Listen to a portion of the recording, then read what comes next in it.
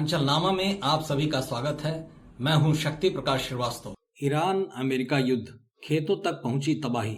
America, Israel और Iran के बीच चल रहे युद्ध से दुनिया के अधिकांश देशों में पेट्रोल, डीजल और घरेलू गैस की आपूर्ति पर प्रभाव पड़ा है। लेकिन अब वैश्विक खेती पर भी इसका प्रभाव पड़ने लगा है, क्योंकि ईरान के प्रभाव क्षेत्र वाले होर्मुज जल डमरू मध्य में आपूर्ति बाधित होने से दुनिया के बहुतेरे देशों में उर्वरकों की कमी गहराने लगी है। इस कमी के चलते खेती किसानी की लागत में लगातार बढ़ोतरी दर्ज की जा रही है।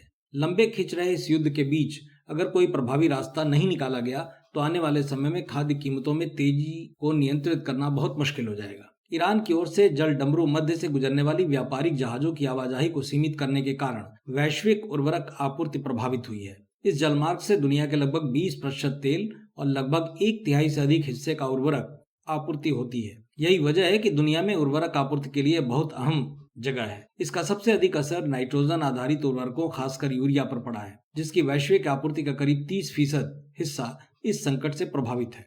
यूरिया की आपूर्ति में देरी और एलएनजी की बढ़ती कीमतों ने स्थिति को और गंभीर बना दिया है, क्योंकि एलएनजी इसका मुख्य कच्चा माल है। वर्ल्ड फूड प्रोग्राम के डिप्टी एग्जीक्यूटिव डायरेक्टर कार्ल स्काइव के मुताबिक यह संकट खासकर विकासशील देशों के किसानों के लिए गंभीर खतरा बन सकता है। उन्होंने कहा कि सबसे खराब स्थिति में फसल उत्पादन घट सकता है, फसलें खराब हो सकती हैं। इससे इतर बेहतर स्थिति में भी बड़ी लागत का असर खाद्य कीमतों पर दिख सकता है। अफ्रीका और एशियाई देश खाड़ी पर उर्वरक के लिए निर्भर फास्फेट उर्वरक की आपूर्ति भी दबाव में है। सऊदी अरब वैश्विक फास्फेट उत्पादन का एक बड़ा हिस्सा तैयार करता है।